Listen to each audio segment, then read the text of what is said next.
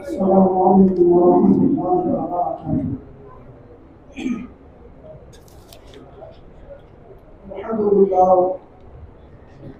الحمد لله حمدا كثيرا كما أمر، وأشهد أن لا إله إلا الله وحده لا شريك له، وأشهد أن سيدنا ومولانا ونبينا محمد صلى الله تعالى عليه وسلم. وقال الله تبارك وتعالى في شأن حبيبه الكريم: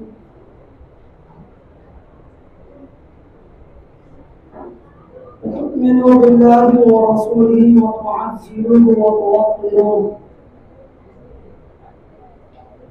صدق الله مولانا العظيم، وبلغنا رسوله النبي الأمين المكين الكريم، ونحن على ذلك من الشاهدين والشاكرين، والحمد لله رب العالمين.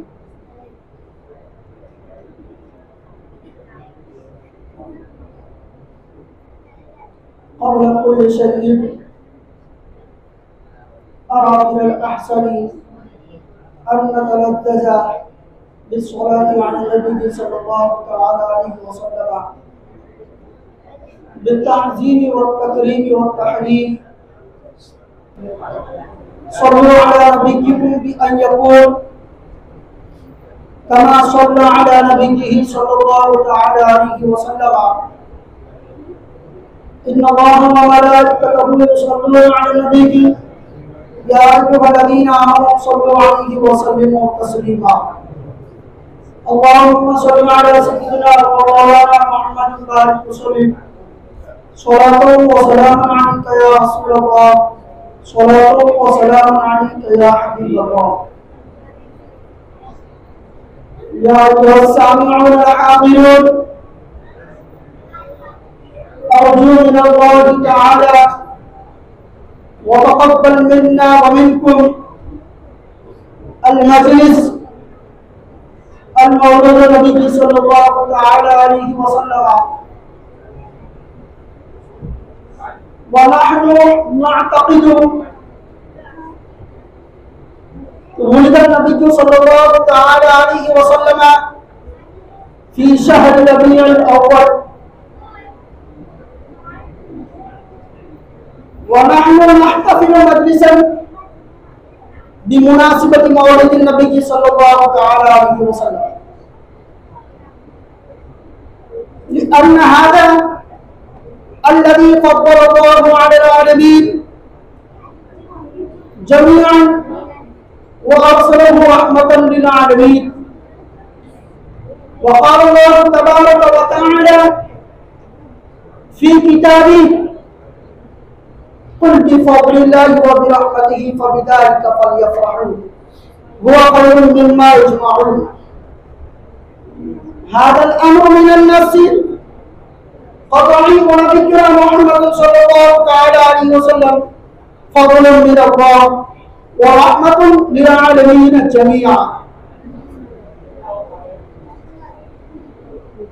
يا أيها السامعون، تفكروا في عبارة النص.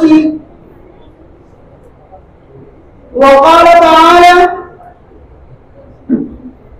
على حبيبه أنزلت هذه الآية، وقال: قل بفضل الله وبرحمته فبذلك هو خير مما يجمعون.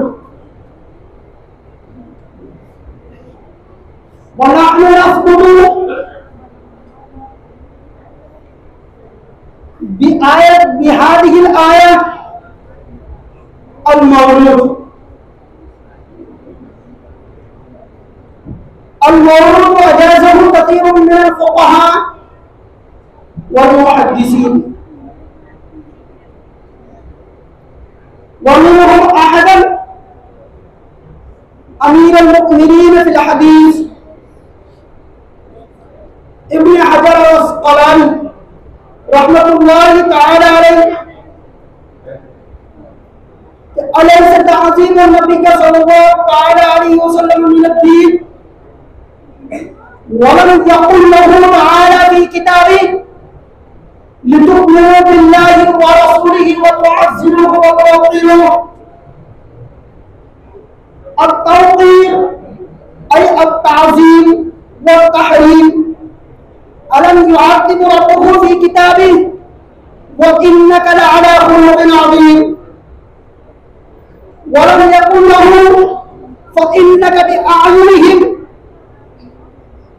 वलम यकुन लहु अना सय्यदुल वजूदी यौमल क़ियामा वला फ़ख़्रा। अलैसा हाज़ा तअज़ीमन व तक़रीमन। इंदना तमशी मअल जुमूइल मुस्लिमीन तहत बिहाज़ा नबी। या अय्युहस सामिऊन वल हाज़िरून इंदना नजलिसु मअन मकान वाहिदिन लियुसल्ली अला नबी सल्लल्लाहु तआला अलैहि वसल्लम। अलैसा तअज़ीमन लहु।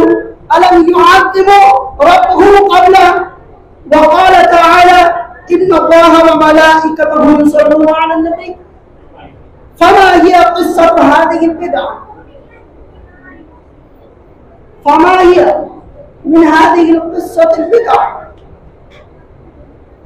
इन तमाम इबारतों का माना हासिल और खुलासा बयान करने के अर्ज़ मारूज़ आप तमामी हज़रात से बावाज़ बुलंद हो एक मरतबा दुरूद पढ़ी अल्लाहुम्मा सल्ली अला सय्यिदिना व मौलाना मुहम्मदिन बारिक सल्लल्लाहु अलैहि सलातु व सलाम अलैका या रसूलल्लाह सल्लल्लाहु तआला अलैहि वसल्लम।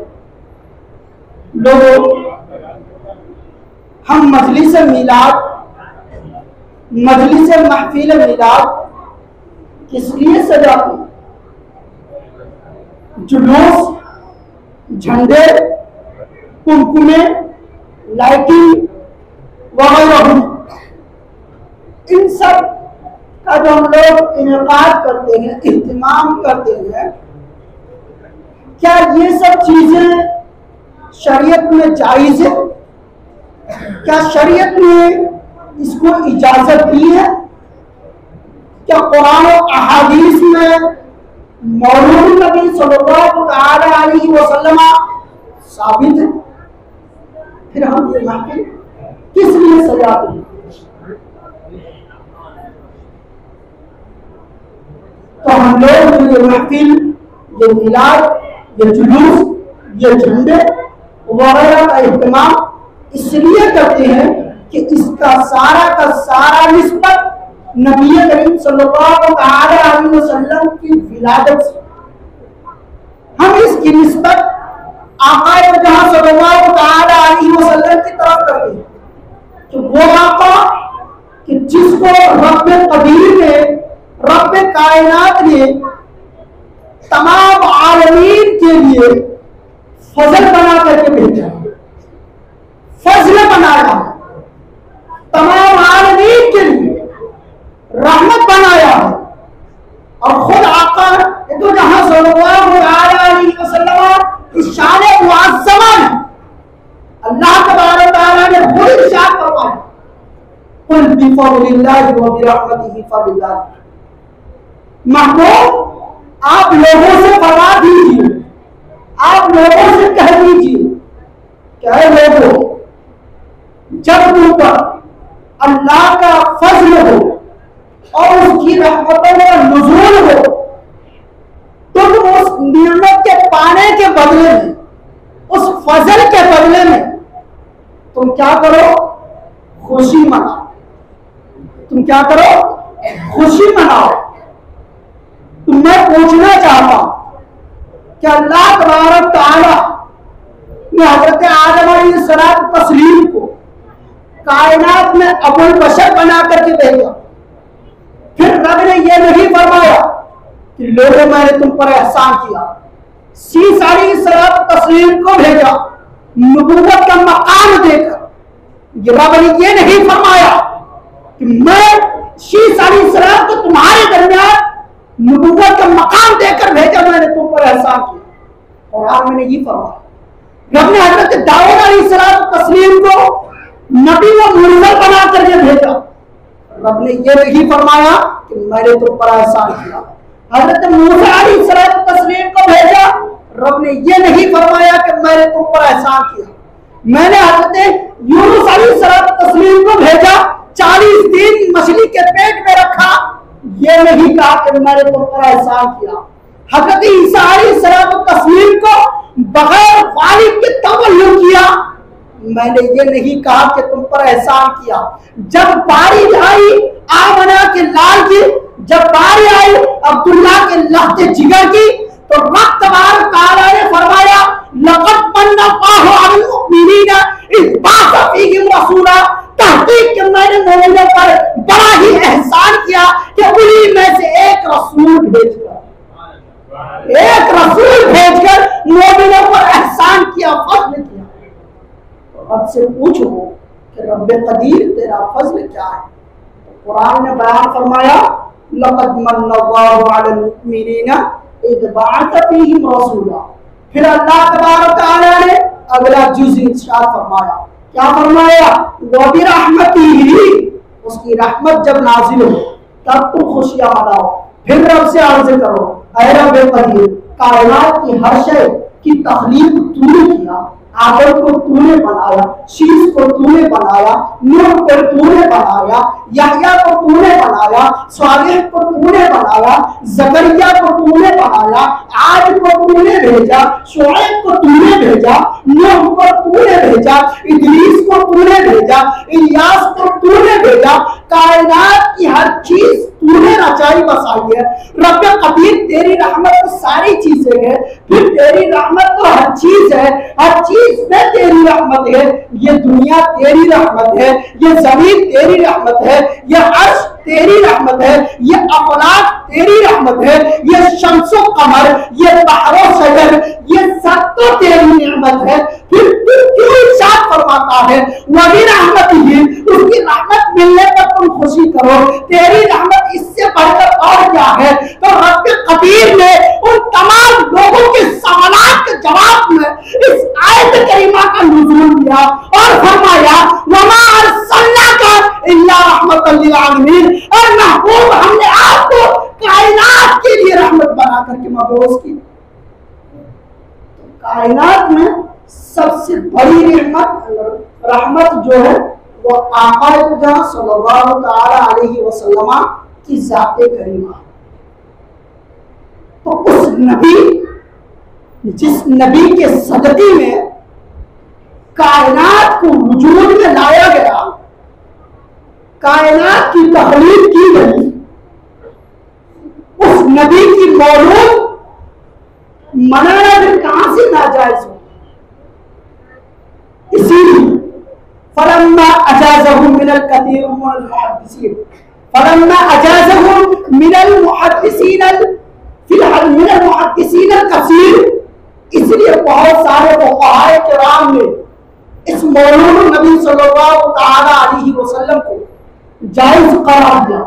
व मिनहुम अहदन अमीरुल मुमिनीन फिल हदीस, इब्न हजर अस्क़लानी रहमतुल्लाह तआला, उनमें से एक है हजरत इब्न हजर अस्क़लानी अलैहि रहमा, जिन्होंने बहुत सारी तफासीर, बहुत सारी अहादीस की किताबें लिखी, सीरत की किताबें लिखी, हदीस की किताबें लिखी, तफसीर की किताबें लिखी।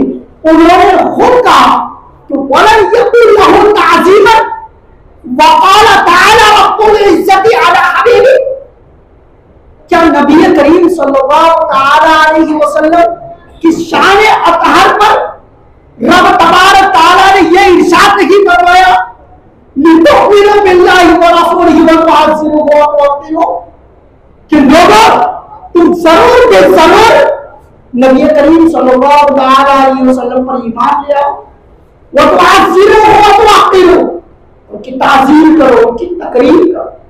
अल्लाह ने सराहत के साथ कुरान में इरशाद, सूरतुल फतह की आयत है, लोगों से कहा। अब यहां से अल्लामा इमाम जलालुद्दीन अल-महल्ली अलैहि रहमा तफसीर जलालैन में इरशाद फरमाते कि यहां लितुमिनु बिल्लाहि व तुअज़्ज़िरूहु व तुवक़्किरूहु से मुराद ऐ बित्ताज़ीम नबी नबी की सल्लल्लाहु अलैहि वसल्लम। यहाँ मुराद ये है कि नबी करीम सल्लल्लाहु अलैहि वसल्लम की ताज़ीम करना, एहतराम करना, तौक़ीर करना।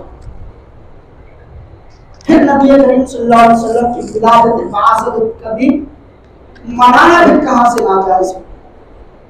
आखिर में कहा जाता फलम्मा हिया क़िस्सतुन हादिहिल बिदा। फिर ये कौन सी बात रह गई कि ये मौलूद मनाना बिदअत है? कहाँ से? खुद बनी इसराइल में एक शख्स था, इस हदीस को बुखारी शरीफ में लाया गया।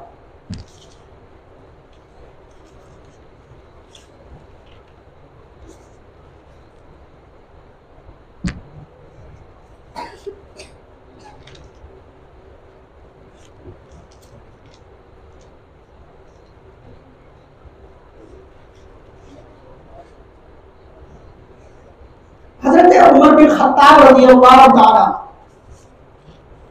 रास्ते से गुजर रहे थे। बनी इसराइल के एक शख्स ने पूछा कि अगर ये आयत हमारे बनी इसराइल कौम में नाजिल हो जाती तो हम उस दिन को क्या करते? ईद का दिन मनाते। हम लोग ईद मिलादुन नबी कहते हैं ना। बहुत सारे लोगों का सवाल होता है कि दो ईद है, फिर ये तीसरी ईद कहां से आ गई? बनी इसराइल का वो शख्स हज़रत उमर बिन खत्ताब रज़ियल्लाहु ताला अन्हु से पूछा कि ऐ उमर, काश अगर ये आयत हमारे बनी इसराइल में नाजिल हो जाती तो हम उस आयत के नुज़ूल के दिन को अपना ईद का दिन बना लेते, हम अपने ईद का दिन मान लेते, हम उस दिन खुशियां मनाते। हज़रत उमर बिन खत्ताब रज़ियल्लाहु ताला अन्हु ने पूछा कि वो कौन सी आयत है? तो वो यहूद ने उस आयत की तिलावत की, अल-यौमा अकमलतु लकुम दीनकुम व अतममतु अलैकुम निअमती व रदीतु लकुमुल इस्लाम दीना। कि अगर ये आयत हमारे बनी इसराइल में नाजिल हो जाती तो हम उस दिन को क्या कर लेते? ईद मना लेते। हज़रत उमर बिन खत्ताब रज़ियल्लाहु ताला अन्हु ने फरमाया कि मैं ये जानता हूं कि ये आयत कहां नाजिल हुई और किस जगह पर नाजिल हुई। ये आयत यौम अरफा, यौम जुमा के दिन नाजिल हुई और यौम अरफा का दिन हमारे लिए ईद का दिन है और यौम जुमा भी हमारे लिए ईद का दिन है। वो इसलिए यहूद ने पूछा क्योंकि जब हज़रत ईसा अलैहिस्सलाम तस्लीम रब कदीम की बारगाह में अर्ज़ किया, रब्बना अंज़िल अलैना माइदतम मिनस समा तकूनु लना ईदन लिअव्वलिना व आखिरिना। हज़रत ईसा अलैहिस्सलाम तस्लीम ने जब बनी इसराइल के लिए दुआ की कि रब कदीर हमारे लिए आसमान से दस्तरखान का नुज़ूल करे, आसमान का दस्तरखान नुज़ूल हुआ। हज़रत ईसा अलैहिस्सलाम तस्लीम के मानने वाले यहूद नसारा और ईसाई लोग आज भी उस आयत के नुज़ूल में इतवार के दिन ईद मनाते हैं। तो वो यहूद का कहने का मतलब यह था कि जब ये आयत नाज़िल होती हमारे बनी इसराइल में तो हम खुशी मनाते। तो जिस आयत के नुज़ूल में खुशी मनाना, ईद मनाना जायज हुआ, तो उस आयत के लाने वाले, उस आयत पर नाजिल होने वाले की यौम इलादत क्यों नहीं मनाई जाए? क्यों नहीं मनाई जाए? कहां से ये नाजायज? नबी करीम सल्लल्लाहु अलैहि वसल्लम की विलादत बासआदत मनाना, झंडे लगाना, ये बिलाशुबा जायज है। अल्लामा इमाम जलालुद्दीन सुयूती अलैहि रहमान ने खसाइसुल कुबरा जिल्द नंबर 1 सफ़ा नंबर 96 पर इस हदीस को नकल कर ली कि जब आक़ाए जहां सल्लल्लाहु तआला अलैहि वसल्लम का क़ुर्ब विलादत हुई तो हजरत आमिना रज़ियल्लाहु ताला अन्हा फरमाती कि मैंने ये देखा कि जब मेरे साहबजादे यानी आका जहां सल्लल्लाहु ताला अलैहि वसल्लम की विलादत करीब हुई तो मुझसे एक ऐसा नूर निकला जिससे मुझे शाम के मोहल्लात नजर आने लगे। दूसरी रिवायत यूं बयान करते हैं कि आका सल्लल्लाहु अलैहि वसल्लम की विलादत जब करीब हुई तो जिब्रील अमीन अलैहिस्सलातु तस्लीम अपने हाथ में झंडा लेकर मक्कातुल मुकर्रमा की जमीन पर उतरे और फरमाया कि मैंने ये देखा कि हजरत जिब्रील अलैहिस्सलातु तस्लीम एक झंडे को मशरिक में गाड़ेंगे और एक झंडे को मगरिब में और एक झंडा काबतुल्लाह की छत पर गाड़ दिया। तो झंडे लगाना साबित हुआ, तो झंडे लगाना कहां साबित हुआ? हवाला नोट करें, खसाइस कुबरा। आज के आलिम के दौर की बात नहीं कर रहा, ये 100 सदी को छोड़कर पीछे 2 सदी में चले जाइए। पीछे 2 सदी में किसी एक आलिम ने या किसी एक मुहद्दिस ने ये हदीस लिखी हो या ये कौल बयान किया हो या किसी ताबई से या किसी सहाबी से या आका सल्लल्लाहु अलैहि वसल्लम की अहादीस मुबारका से ये साबित किया हो कि मौलूद नबी सल्लल्लाहु अलैहि वसल्लम मौलूद नबी सल्लल्लाहु अलैहि वसल्लम मनाना जायज नहीं। 200 साल पीछे की बात। ये इख्तलाफात जो हुआ है बरेली, देवबंदी, अहले हदीस, कादियानी, राफिजी, खारजी, शिया वगैरह, ये जो फिरका है, ये तमाम फरीके ये 200 साल के बाद पहले चले जाइए 1200 हिजरी तक। आका सल्लल्लाहु अलैहि वसल्लम की हिजरत के बाद, वफात के बाद से लेकर 1211 से हिजरी तक आ जाए।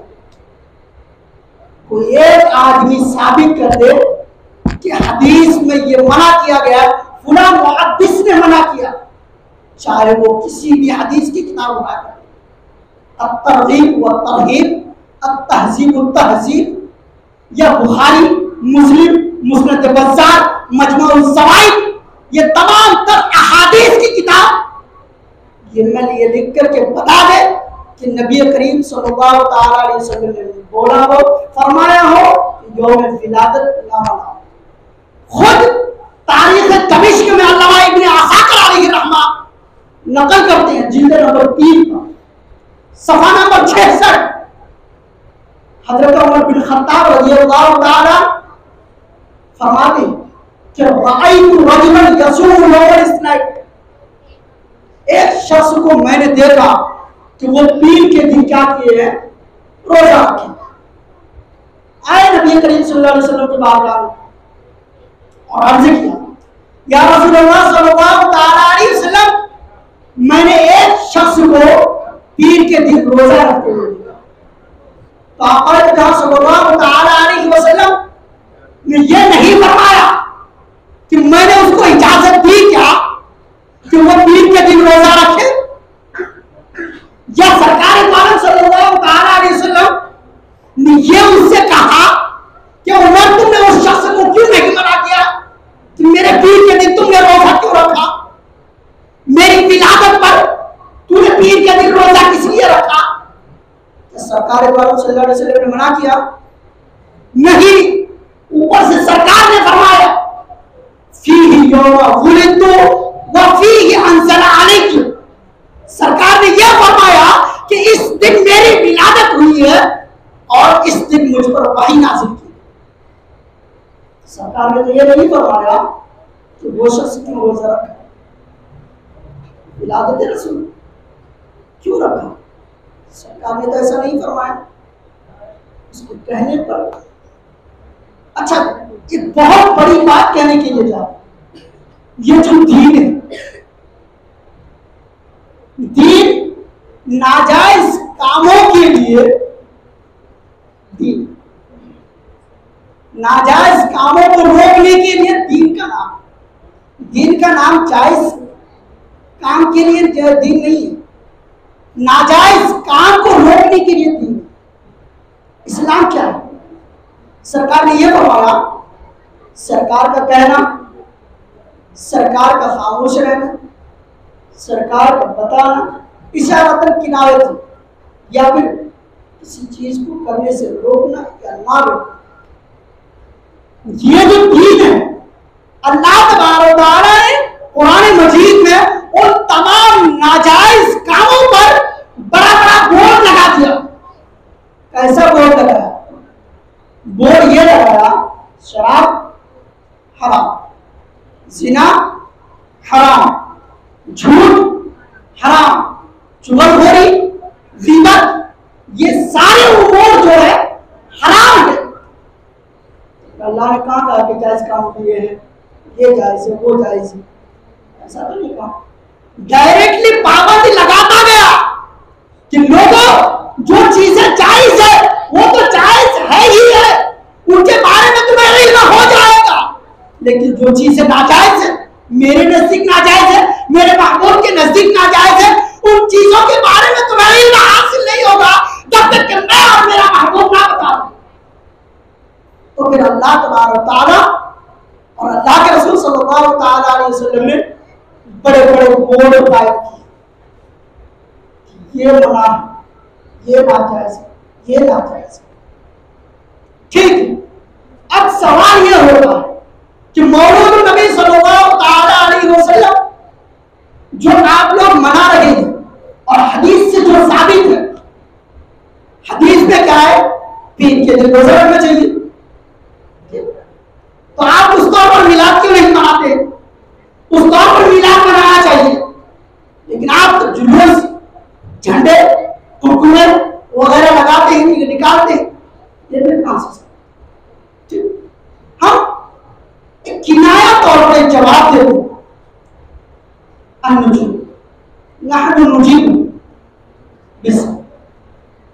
शायर के और पर हम जवाब देते हैं कि एक बात बताइए कि नबी करीम सल्लल्लाहु तआला अलैहि वसल्लम के जमाने में दूध था, दूध होता, लेकिन और फुक़हा किराम ने एक उसूल बांधा है, अगर अस्ल जायज है तो फरा भी जायज होगा। ये उसूल है, उसूल फुक़हा है, फकीहों का एक उसूल है कि अगर अस्ल जायज हुआ तो उसके फरा भी क्या होगा? जायज होगा। तो नबी करीम सल्लल्लाहु अलैहि वसल्लम के जमाने में दूध था, आज भी दूध है, लेकिन दूध से क्या क्या बनाते हैं? चाय बनती है, मक्खन बनाते हैं, रबड़ी बनाते हैं और दीगर अशिया को हम वजूद में लाते हैं। हम अगर बोले कि चाय तो नबी करीम सल्लल्लाहु अलैहि वसल्लम के जमाने में नहीं बनती थी, तो फिर पीना जायज है, तो फिर तो बात तो कोई जायज नहीं है। तो फिर आपका जवाब होगा, मौलाना आपने ये पढ़ा होगा कि फुक़हा किराम ने एक उसूल बांधा है, वो उसूल ये है कि अगर अस्ल जायज हो तो फरा भी जायज है। मैं मानता हूं भाई आपने बात सही कही कि अगर अस्ल जायज हो तो फरा जायज है, तो असल में यौम विलादत रोजे की शक्ल में था, रोजे की शक्ल में बनाना जायज था, लेकिन फरा में क्या है? जब अशिया वजूद में आ गई, टेक्नोलॉजी वजूद में आ गई, तो फिर हमने जुलूस की शक्ल को टेक्नोलॉजी में ढाल दिया। नाजायज कहां से? हम नाजायज कहां हो गए? कई वजूह के एतबार से नबी करीम सल्लल्लाहु अलैहि वसल्लम की विलादत का सहायक बना। अब जो लोग नबी करीम सल्लल्लाहु अलैहि वसल्लम की विलादत का सहायक बनाते, उनको कैसा होना चाहिए? उनका तरीका कार क्या होना चाहिए? क्या नबी करीम सल्लल्लाहु अलैहि वसल्लम ने यह फरमाया कि लोगों मेरी विलादत मनाओ और नमाज छोड़ दो, मेरे नाम पर जलसे जुलूस नजर नियाज अमल मुस्तहिब्बा करो,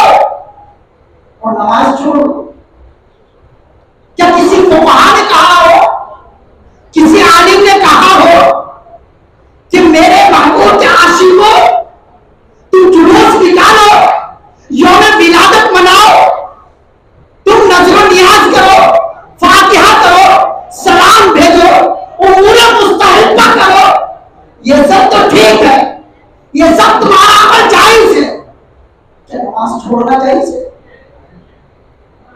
क्या नमाज छोड़ना जायज है? किसी आलिम ने कहा हो कि मौलूद करो, नमाज मत पढ़ो? आज के मुसलमान की यही हालत है। तुम कहते हो कि हम आशिक रसूल हैं, क्या किसी आशिक रसूल ने पांच वक्त की नमाज छोड़ी है?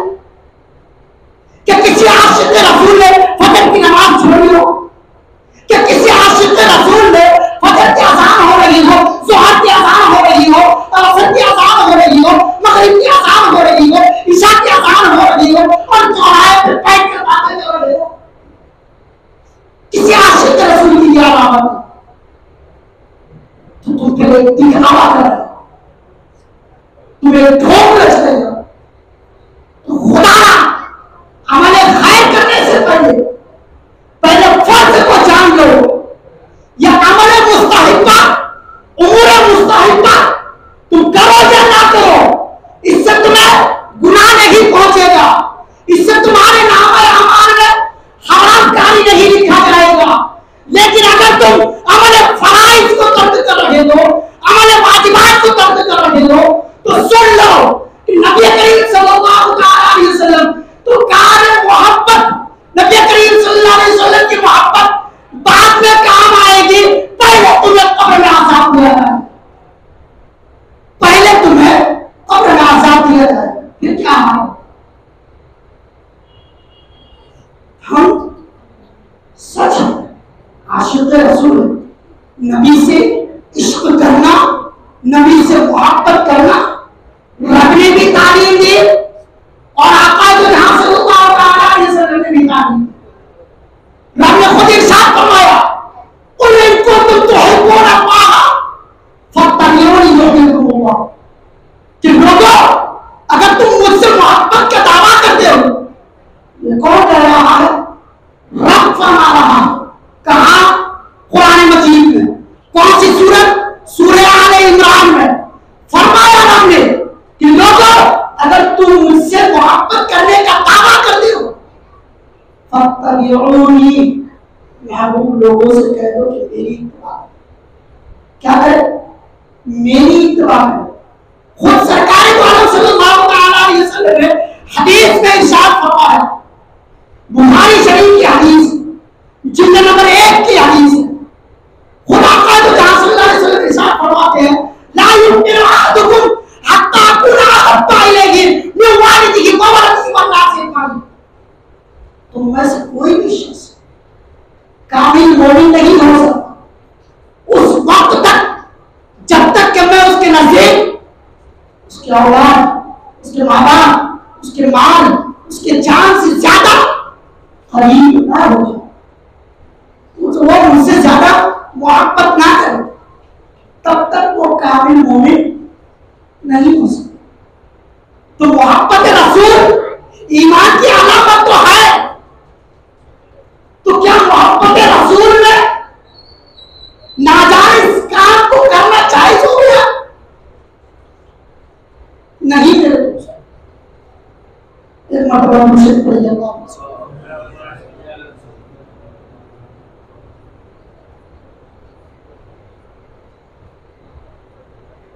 मोहब्बत रसूल में हराम काम करना कहीं से भी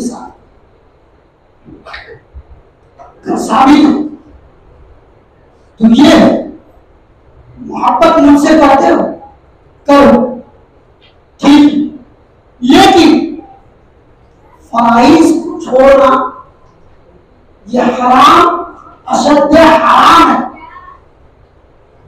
अगर हम सुन्नत गैर मौक़िदा को तर्क कर देते हैं तो गुनाह नहीं है, कोई गुनाह नहीं है। किसी मजलिस में जाने से हम रोक रहे हैं तो हमारे मजलिस में ना जाए, हमारा ना जाना गुनाह नहीं है, सवाल है। लेकिन जो फर्ज है, फर्ज इत्तिकादी, जिसको रब ने फर्ज किया हो, उसका तर्क करना बिल्कुल लिया तौर पर, मुत्तफ़क़ा तौर पर आज से तौबा करो, हराम काम हम नहीं करेंगे, जिना नहीं करेंगे, झूठ नहीं बोलेंगे, चुगलखोरी नहीं करेंगे, गीबत नहीं करेंगे, किसी का 1 रुपया मार कर नहीं खाएंगे। ये सब का सब हराम, कोई जायज नहीं। लोग किसी को कुछ कहने से पहले, कुछ अमल करने से पहले अपना गिरवा चाहो कि मेरे कॉलर में कितनी गंदगी है, मेरा कॉलर कितना मैला है, उसको पहले देख लिया। अमल करो, अमल को लाजिम करो। हमारे ऊपर नमाज फर्ज है, लेकिन आका सल्लल्लाहु अलैहि वसल्लम ने नमाज की तालीम देने के लिए कब कहा? कब कहा? फरमाया कि जब तुम्हारे बच्चे 7 साल की उम्र में हो, अपने साथ नमाज पढ़ने के लिए मस्जिद में अपने साथ नमाज पढ़ने के लिए लिया। क्यों फरमाया? और जब 10 साल का हो जाए नमाज ना पढ़े तो अपन शदीद मारी, उसको मारो, सख्ती से मार कर मस्जिद में नमाज पढ़ने के लिए लिया। किस लिए सरकार ने फरमाया? इसलिए ताकि हम 7 साल की उम्र से तरबियत दे रहे हैं, तो जब वो बुलूगियत के मकाम पर फाइज होगा, जब उसको ये तालीम होगी कि मुझ पर नमाज फर्ज हो गई, अब वो तसलसल कब आती रहेगा कि मैं 7 साल की उम्र से नमाज पढ़ रहा हूं, नमाज फर्ज नहीं थी लेकिन मैं पढ़ रहा हूं, अब फर्ज हो गई, मुझे कंटिन्यू करनी है। ये तसलसल उसकी जिंदगी में बरकरार रहते। और अगर वही बच्चा 7 साल की उम्र को छोड़कर नमाज पढ़ने नहीं आया, 10 साल की उम्र में नमाज पढ़ने के लिए नहीं आया, 12 साल की उम्र आ गई, बालिग हो गया, 14 साल की उम्र हो गई, लेकिन अब नमाज नहीं पढ़ रहा, नमाज की आदि नहीं बन रहा है, फिर जाकर के हम मौलाना को शिकायत करते हैं, मौलाना साहब मेरा लड़का नमाज नहीं पढ़ता, मेरी लड़की नमाज नहीं पढ़ती, क्यों नहीं पढ़ती? सवाल खड़ा करो। मौलाना ने सवाल खड़ा किया, क्यों नहीं पढ़ती? क्या आपने सरकार की हदीस पर अमल किया था? सरकार ने क्या फरमाया? फरमाया 7 साल की उम्र में नमाज पढ़ने के लिए कहो। आपने कहा नहीं। 10 साल की उम्र में मारकर नमाज पढ़वाओ, क्या आपने पढ़वाया था? नहीं पढ़वाया। तो आपकी औलाद तो बिगड़ेगी, अब तो नमाज नहीं पढ़ी। नमाज के आदी बनने के लिए सरकार ने तो एक उम्र का तसलसल बताया कि इस उम्र से उसको नमाज के आदी लगा, पाबंद बना। हम कर रहे हैं? नहीं कर। अगर किसी उस्ताद ने किसी बच्चे को नमाज के खातिर सख्त ज़ब्त दिया तो उस पर माँ बाप शिकायत को लेकर मौलाना के पास आते, आपने हमारे बच्चे को मारने की जुर्रत कैसे की? जब मौलाना ने कहा कि आपके बच्चे नमाज नहीं पढ़ते, आपके बच्चे नमाज के लिए नहीं आते, आपके बच्चे को सही तालीम नहीं मिली, तो फिर क्या कहेंगे उनका? मौलाना आपके पास पढ़ने के लिए भेजा था, आपने तालीम क्यों दी? उल्टा जो फुटबॉल को डाले, उल्टा जो कतवाल को डाले, गलती तुम करो और सजा मुक्त मौलाना, तालीम बताए मौलाना, और जब मार दे तो कहो कि मौलाना ने क्यों कहा। हमारी सोच, हमारी फिक्र जो है वो ये कहती है कि हमारी औलाद पर हम एक आंच आने नहीं देंगे। कब तक? जब तक हम उसकी परवरिश करते हैं, जब हम उनको पाल रहे हैं, नाजों से पाल रहे हैं।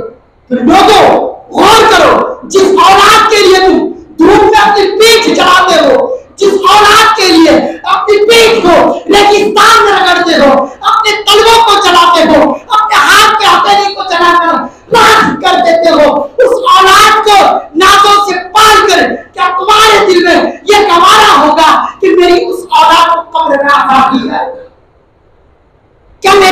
को कब्र में आजाद किया जाए, जहन्नम की आग में ढकेल दिया जाए।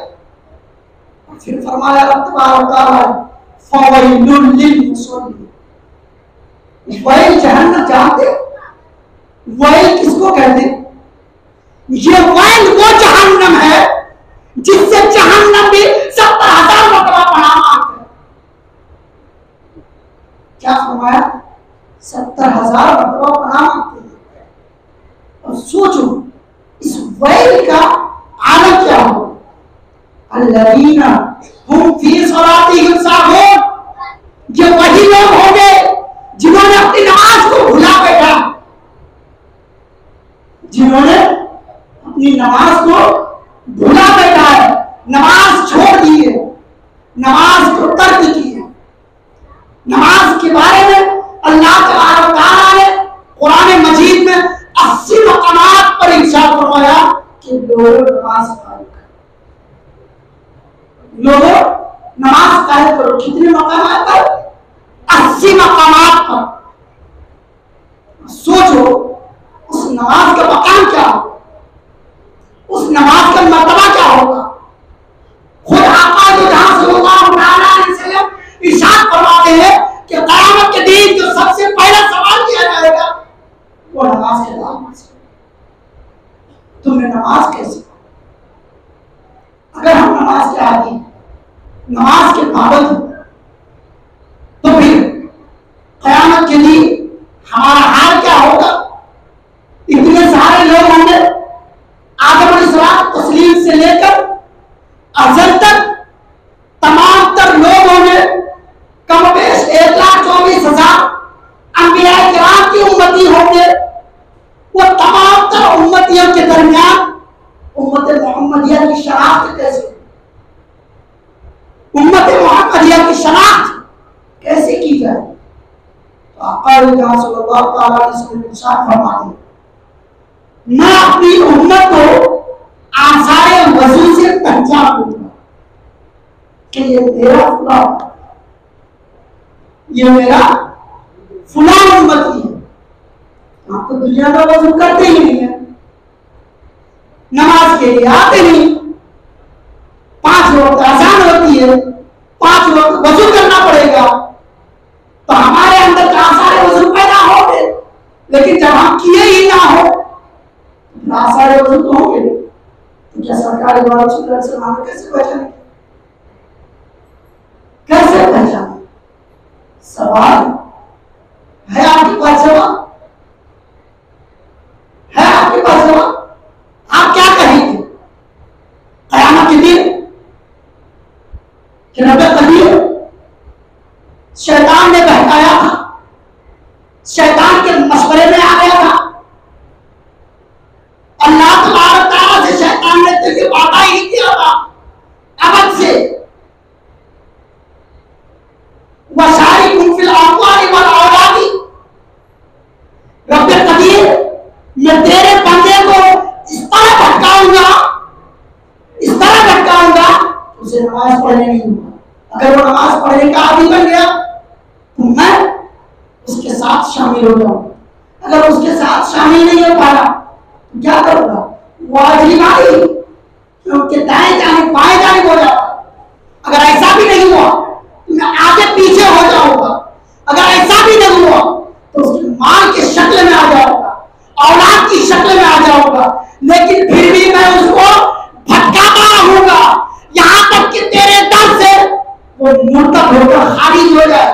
तो रब तबारक व तआला ने फरमाया कि मेरा बंदा जब जब मेरी बारगाह में आएगा, मुझसे माफी तलाफी करेगा, मैं उसे बख्श दूंगा, मैं उसकी मग़फ़िरत करूंगा। लोग आज भी पाते हैं, अब भी समझने के क्या खबर है, किसको खबर है कि 1 सेकंड के बाद, 1 घंटे के बाद या कल सुबह तक मेरे जिस्म में रूह बाकी रहे कि ना है? किसी को खबर? कोई माई का राज ये बता दे कि मैं सुबह तक जिंदा रहूंगा? माजरत के साथ अर्ज कर रहा हूं, चाहे गांव का लीडर हो या प्रधान, सदर हो या खजांची,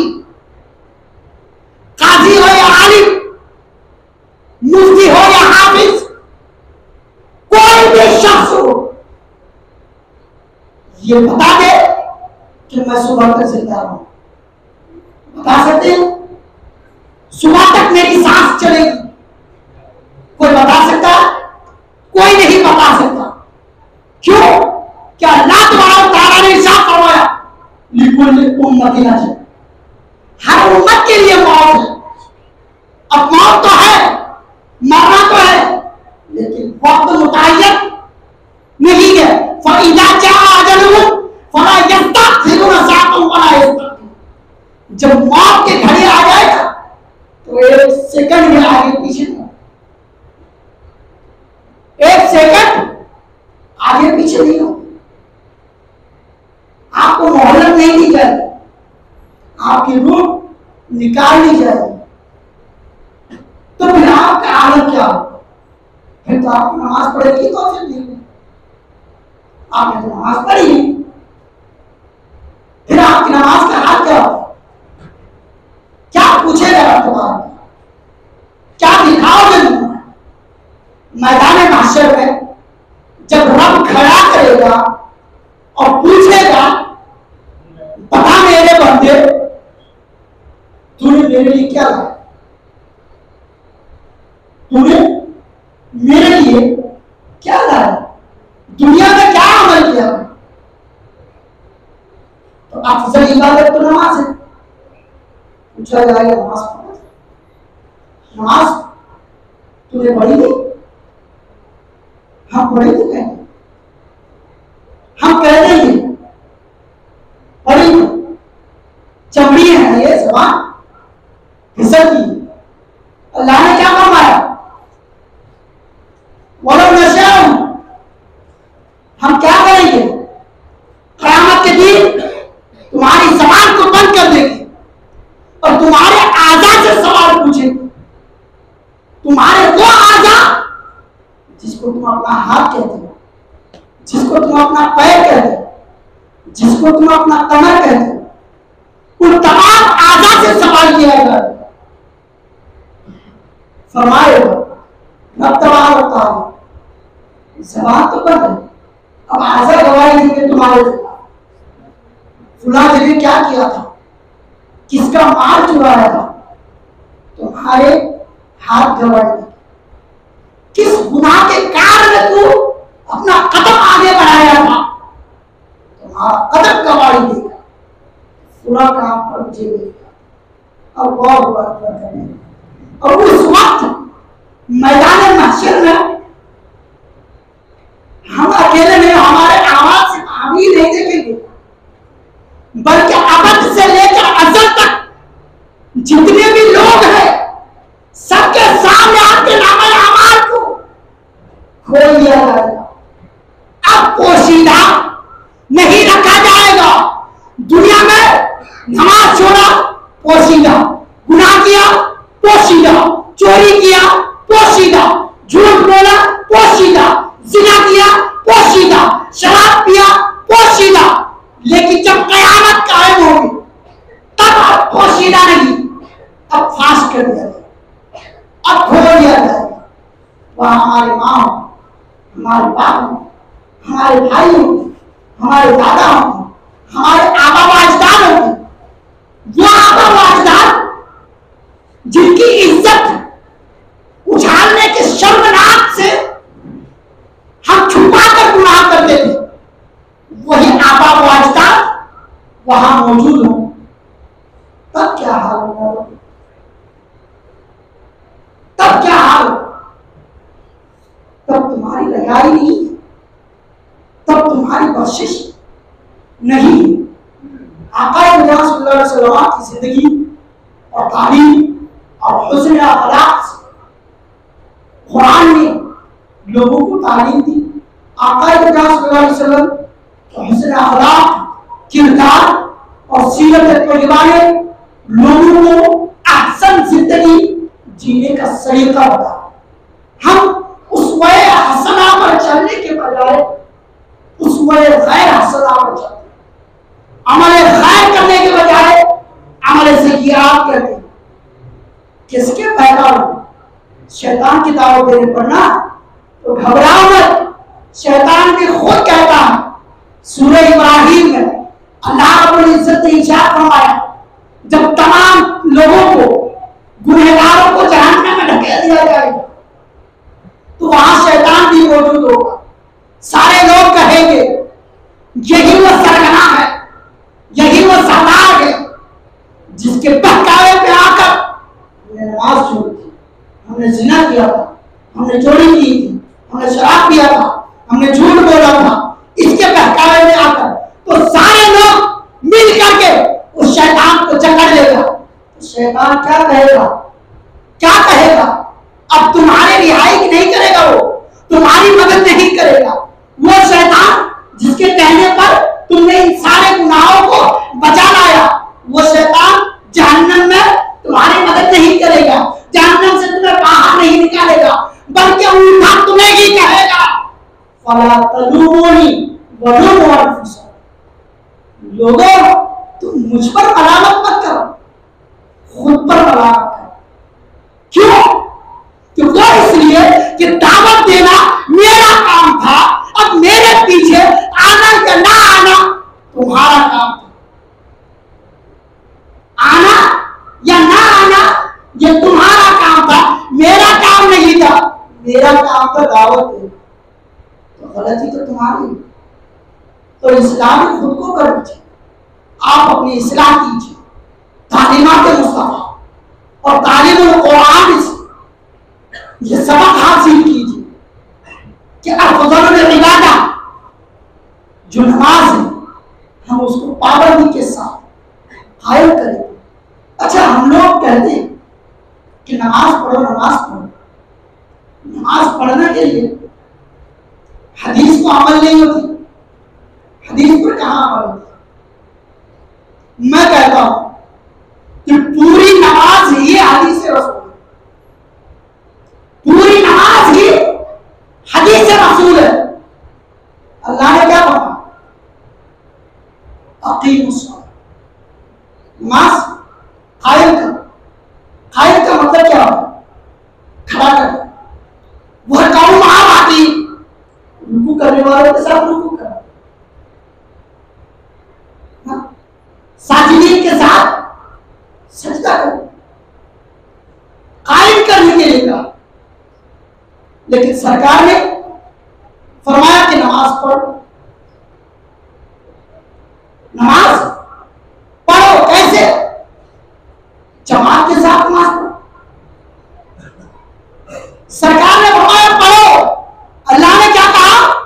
कायम करो। कायम करने के लिए खड़ा होना पड़ेगा। कुरान ने तो नहीं कहा कि मैं नियत करता हूं ज़ोहर की, मैं नियत करता हूं असर की, मगरिब की। कुरान ने तो ऐसा नहीं कहा। सरकार ने फरमाया कि नमाज की नियत करो।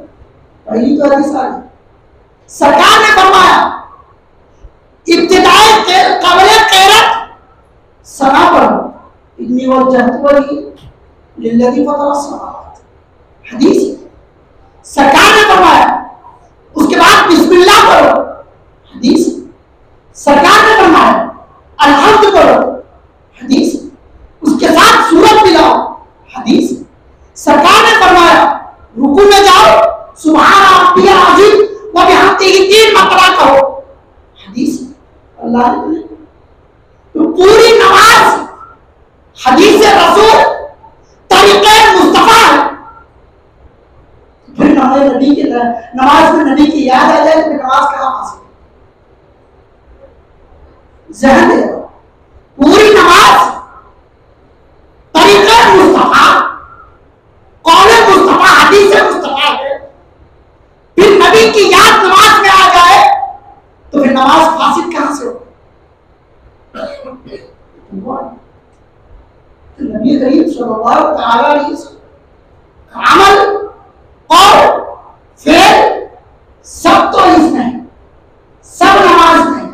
हम नमाज तो अल्लाह की पढ़ते लेकिन चलते हैं तरीके मुस्तफा, इताअत मुस्तफा। क्यों? कि अल्लाह तबारक तआला ने खुद इरशाद फरमाया मैं युतीउ रसूल फक़द अताअ, कि जिसने रसूल की इताअत की गोया कि उसने अल्लाह की इताअत की। या अय्युहल्लज़ीना आमनू अती अल्लाह व अती रसूल। ऐ ईमान वालों, अल्लाह उसके रसूल की इताअत, लोगों इताअत मुस्तफा पर अपनी जिंदगी का गुजारा बसारा करो और अमल ज़रियात से तौबतुन नसूहा करने की अज़्म करो कि अल्लाह ताला हमें ये तौफीक दे कि हम अमल ज़रियात से बड़ी जिम्मा हो जाए। अल्लाह हमारी खताओं को माफ, हमारी खताओं को दरगुजर कर दे। जाने अनजाने में हमने जो भी गुनाह किए उन तमाम गुनाहों को माफ कर दे। मौला अपने हबीब सल्लल्लाहु अलैहि वसल्लम की विलादत बासादात के साथ के ज़मने हम गुनहगारों की गुनाहों को माफ कर दे। हम गुनहगारों को इहदिना सिरातल मुस्तकीम पर नामज़द, पंज वक्त नमाज अदा करने वाला बना दे, तरीक़े मुस्तफा पर चलने वाला बना दे। हमारी माँ बहनों को तरीक़े फातिमा ज़हरा व हज़रत आयशा सिद्दीक़ा रज़ियल्लाहु तआला अन्हुमा पर अमल करने की तौफीक दे। व सल्लल्लाहु तआला अला खैर खल्क़ी व नूर आसिम मुहम्मद व आलिहि व अस्हाबिहि अजमाइन व मा अलैना इल्ला बलाग। अस्तग़फिरुल्लाह रब्बी मिन कुल्लि दम्बिन व अतूबु इलैहि। अशहदु अन ला इलाहा इल्लल्लाह व अशहदु अन्ना मुहम्मदन अब्दुहु व रसूलुहु। अस्सलामु अलैकुम व रहमतुल्लाहि व बरकातुहू।